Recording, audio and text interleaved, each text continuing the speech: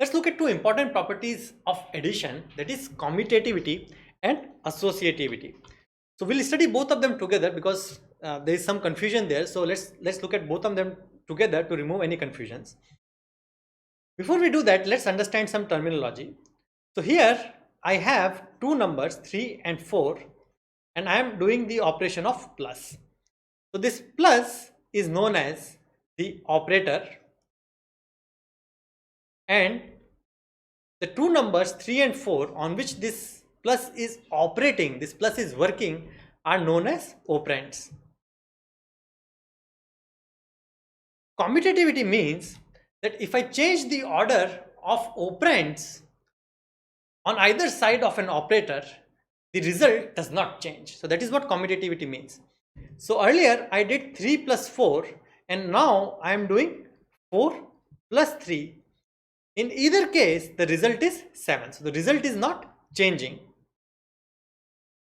Right? So I interchanged this 4 and 3 on either side of the operator plus, but my result does not really change. And therefore, we say that addition is commutative with respect to whole numbers. So if this addition is working on whole numbers and I change the order of the operands on either side of an operator, my result does not really change. And this is the commutative property. The next important thing is associativity. So associativity means, first of all, understand that for associativity we need at least 3 operands, at least 3 of these numbers, right? 3 operands. In this case we have 3, 4 and 2 operators. So these are the 2 operators. Associativity means that the operand in the middle, this 4, can either associate with one operator or it can be associated with the other operator. In either case, my result does not change. So let's try to do this and see if it indeed works.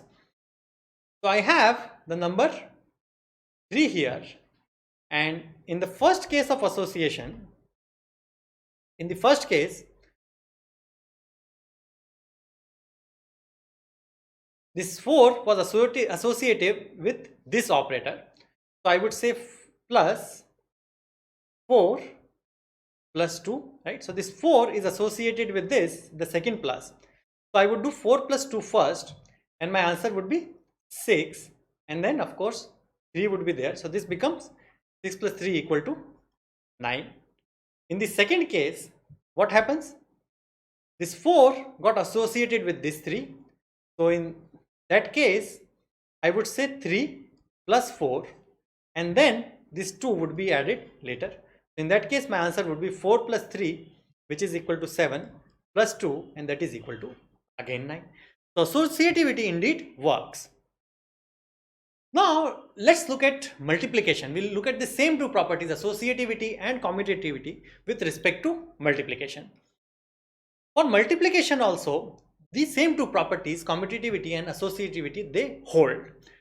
The only thing is we need to understand multiplication as in the format of row into column, right? To understand why that associativity and commutativity works for multiplication, we express our multiplication in the form of rows and columns. So here's a simple example. I have 12 balls. You can count them. There are a total of 12 balls here. They are arranged in 3 rows and 4 columns. So there are 4 columns here and there are 3 rows. So what do? I start with the first row and I start counting how many balls do I have in the first row. So there are 4 balls. Second one also I have 4 balls. Third one also I have 4 balls. And of course there are 3 rows. So the total would be 3 into 4, right? There are 3 rows of 4 each. So the total would be 3 into 4. So that is the multiplication expressed as rows and columns. Of course the answer is 12.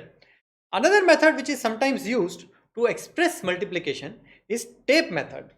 In the case of tape method, we do column wise. So we go column wise. So and we write down the total of each of the columns. So for the first column, the total is 3. For the second column, total is 3. Third column, total is 3. And fourth column, total is 3. Again, how many 3s do I have? I have total of 4 3s. So my answer would again become 3 into 4, which is equal to 12. either method, the answer is row into column. Number of rows, which is 3, into number of columns, which is 4. Right? So remember that. Now let's look at the commutativity of multiplication. So here again I have represented the same diagram. We have a total of 12 balls. We know that. We just divide these 12 balls into 2 groups. Let's start with the first group. In the first group, we simply do the row into column method and we arrive at the total. So we have 3 rows and we have 4 columns. So the answer would be 3 into 4, which is equal to 12.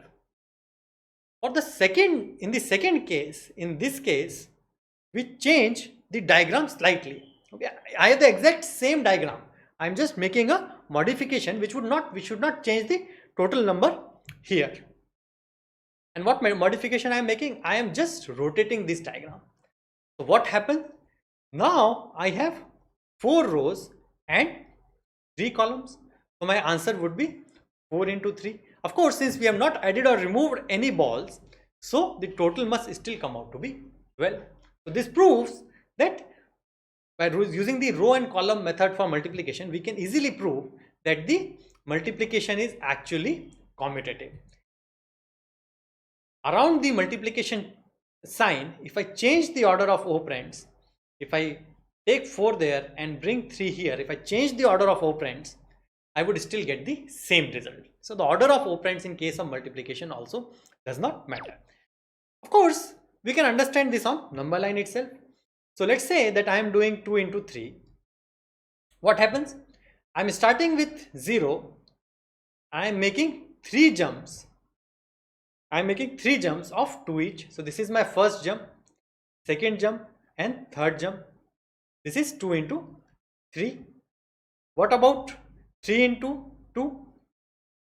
In this case, I am making 2 jumps of 3 each. So I am making 2 jumps of 3 each. Again, I am ending at the same number, which is 6. So even by this method, if I do 2 into 3, the answer would be, in either case, 2 into 3 and 3 into 2, my answer would end up to be 6 in both these cases. So on number line also we can prove the commutativity of multiplication. Now let's move on to the next important property, which is the associativity. Associativity means that the number, the operand, right? So first of all, I need 2 operands. Again, same as addition, right? So I chose here 2 into 3 into 4. That is the multiplication I chose. Whether the 3 is associated with this multiplication or the 3 is associated with this multiplication, it should not matter to the final answer. So I can associate this 2 with this 3 with this 2, and in that case I would get 2, sorry, in that case I would get 2 into 3 into 4, which is 3 to the 6, 6 4 the 24, right? So this answer is 6, and then I do 6 into 4, which is 24. Or if I move associate this 3 with this 4, and in that case my multiplication becomes 2 into 3 into 4, which is 4th is at 12, and then I do 2 into 12 and answer becomes 24. So in either case the answer remains the same. Let's try to get an intuitive understanding of why that happens. So here I have number of boxes. Each of these boxes has 2 balls. So there are 2 balls in each of these boxes. There are 12 boxes, so we know that we have total of 24 balls. So that is of course a given. So we have a 24 balls. Let's just try to add these balls in 2 different ways. First of all, in the first case, right, let's remove the one case at all and let's focus on the first case. In this case, let us focus on number of boxes first. So how many boxes do I have? I have, let's use the row and column method to count the number of boxes. Number of boxes becomes 3, which is 3 rows, and 4 columns, so 3 into 4.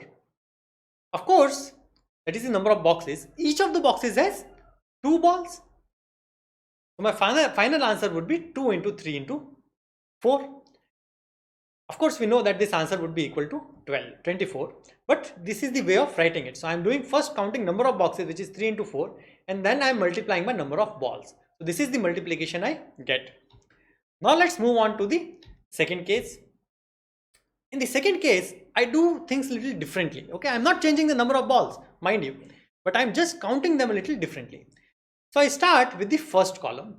In the first column, how many balls each of the boxes has? Each box has 2 balls. Right, so I'm going column wise. So I'm working only on this column. And of course, so I'm going column wise. I'm working on this column, and 2 is the number of balls in each of the boxes. And how many boxes do I have? 2 into 3. That is the number of boxes. I will write the total here. That is for the first row, right? The first column, right? So for the first column, my total comes out to be 2 into 3. The same would happen for the second column. It would again be 2 into 3. Third column also the total would be 2 into 3. Fourth column also the total number of balls would be 2 into 3. So how many such 2 into 3s do I have? I have 4 such 2 into 3s. So therefore, in the second case, just by changing the way I count the total number of balls, I have written a different multiplication. Of course, these two have to be equivalent because I have not changed the number of balls. So with this, we kind of get an intuitive feel of why the multiplication actually is associative. Now let's see, what about subtraction? Is subtraction of whole numbers, is it commutative? Let's understand it. So I have two numbers, number of ice creams here. This first one is 4 ice creams. In the first case, I have 4 ice creams, and out of those, 3 actually melted away. How many ice creams do I have left with? I am left with only, of course, 1 ice cream. You will simply say that, and the way to do it on number line is pretty simple. I start with 4 and I go back 3 times. So I come up with answer 1. What about the second case, right? So this is 4 minus 3. So let's say that I had 3 ice creams and out of which 4 melted away. Of course, that is not physically possible, but just bear with me for a second. Just stay with me for a second and assume that we can create such a situation. In that case, my answer would be 3 minus 4. But is subtraction commutative? Is the answer same in both of these cases? Let's try to find out. In the second case, what I do, I start with 3 and then I go backwards 4 times. 1, 2, 3, and of course, I go one more place. For those of you who have studied ahead, even before 0, we have numbers. Those are not whole numbers, but those are known as integers. And in that case, the answer is minus 1. So 4 minus 3 is equal to 1, but 3 minus 4, if I change the order of operands on the either side of the minus, I do not get the same result. So order of operands, if I change in a minus sign, my result actually changes. So subtraction of whole numbers is not commutative. Is subtraction of whole numbers associative? Can I just change the order of operands? Can I just change the association of the middle operand and get the same result? So let's try to find out. I have a subtraction here. 4 minus 2 minus 1. Let's try to do it in 2 different ways. First I do 4 minus 2 and then minus 1. So I associate 4, 2 with this operand in the first case. What would be the answer? This would be 2 minus 1. So this would be 2 minus 1. And of course, in this case, the answer becomes 1. Let's look at the other case. Let's associate the 2 differently now. So in that case, we would get 4 minus 2 minus 1.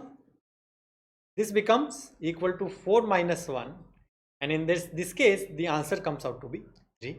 So subtraction is not associative either, because if I change the association of these 2 from this operand to this operand, my answer actually changes.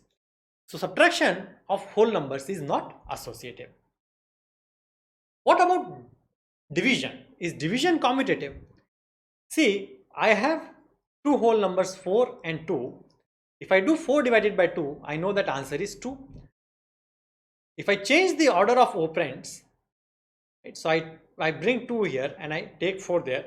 If I change the order of operands, I get 2 divided by 4, and of course this is equal to half. So this is not even a whole number, but more importantly, the answer is different. If I change the order of operands In case of division, the answer becomes different. So division is not commutative. What about division being associative? Is division associative? So let's try to do that. So I do 12 divided by 4 divided by 2 in two different ways. So we'll associate the middle operand in two different ways. So in the first case, I do 2 divided by 4. I associate 4 with this operand. And in that case, I would get the answer as 3 by 2, because 12 divided by 4 is 3, and then divided by 2, 3 by 2 is the answer. In the second case, I associate this 4 with this operand, and in that case I would get 12 divided by 4 divided by 2. 4 divided by 2 is, we know that it is 2. So this becomes 12 divided by 2, and that of course is 6.